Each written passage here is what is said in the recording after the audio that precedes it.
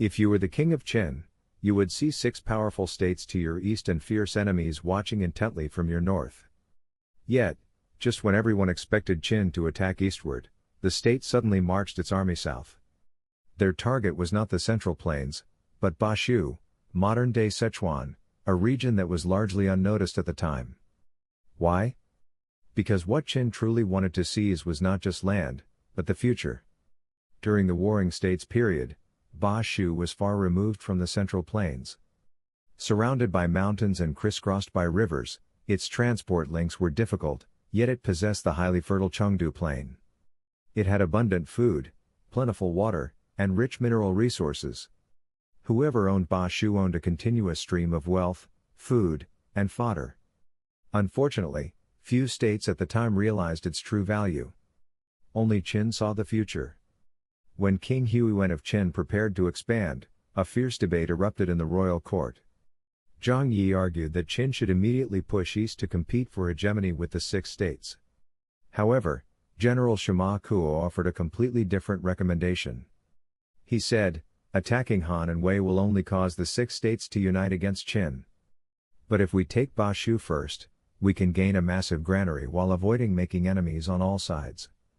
This was a clash of strategic vision.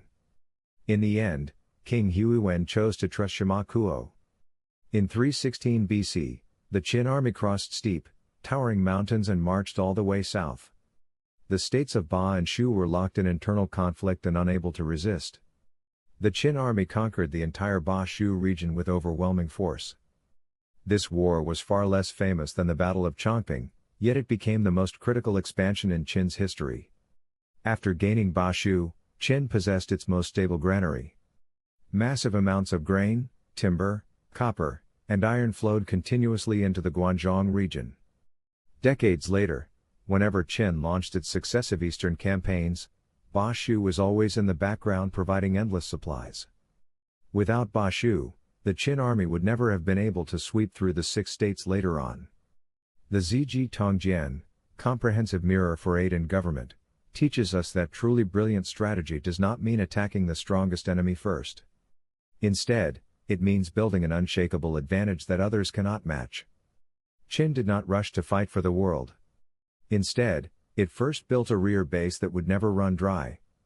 The man who eventually unified the 6 states was Qin Shi Huang. However, the key factor that truly decided this victory may have already been written decades earlier, when Sima Kuo proposed to take Ba-Shu to the south.